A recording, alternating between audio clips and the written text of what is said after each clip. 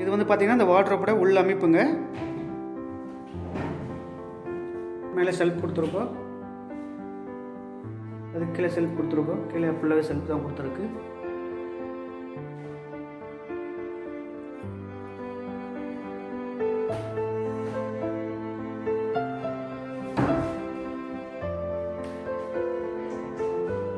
அது மேலே வந்து லாப்ட்டு, அது 4 திக்னஸ் ஃப்ரேம் கொடுத்து டோர் கொடுத்துருக்கோம்.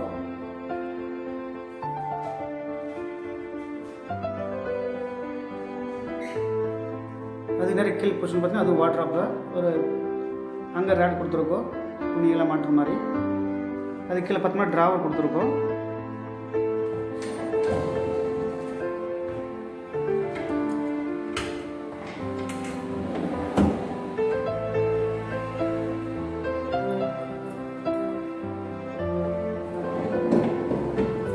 கீழே ட்ரெஸ்ஸில் வச்சுக்க மாதிரி செல்ஃப் கொடுத்துருக்கோம்.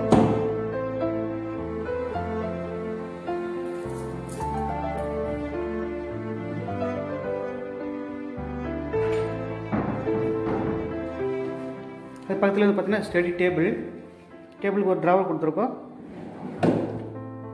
கீழே வந்து நம்ம ஃபைல்ஸ் எல்லாம் வச்சுக்க மாதிரி ஒரு சின்ன டோர் கொடுத்துருக்கோம். அதே மாதிரி நேரம் மேலே லாப்ட் தான்.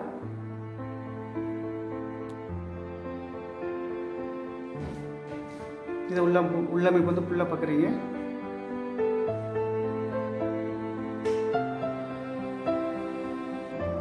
இது ஃபுல்லாக இது வந்து வார்ட்ரோப்போட எலிவேஷன்.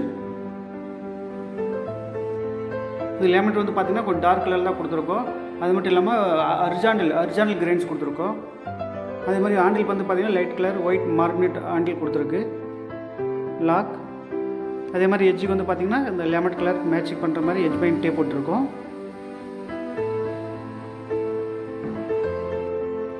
இப்போ வந்து பார்த்தீங்கன்னா இந்த வார்ட்ரோப் மேட்சை இது கூடவே நம்ம காட்டும் பண்ணியிருக்கோம். காட்டு வித் சைடு யூனிட். இது வந்து ஹெட் போர்டில் வந்து பார்த்தீங்கன்னா 2 லைன் டார்க் லேமெண்ட் ஒட்டிருக்கு. அதில் வந்து 2 லைன் வந்து லைட் கலர் டிசைனாக ஒட்டியிருக்கோம். இது மேலே நம்ம மேட்ரஸ் போட்டுக்கலாம். கீழே வந்து பார்த்தீங்கன்னா கீழே வந்து ஃபுல்லாகவே ஆளாக தான் கொடுத்துருக்கு. நம்ம க்ளீன் பண்ணுறதுக்கு ஈஸியாக இருக்கும், டஸ்ட் ஃபார்ம் ஆகாது. 4 பக்கமும் இந்த மாதிரி லெக் கொடுத்துருக்கோம்.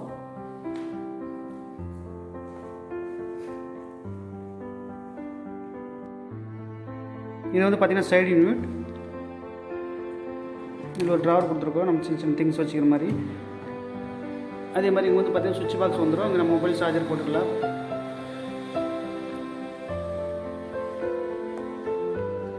இதுதான் வந்து இந்த காட்டுடைய எலிவேஷன்.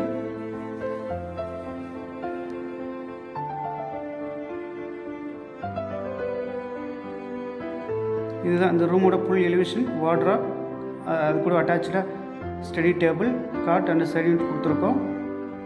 இந்த ரூம் சைஸ் வந்து பார்த்தீங்கன்னா 11க்கு 16 சைஸு.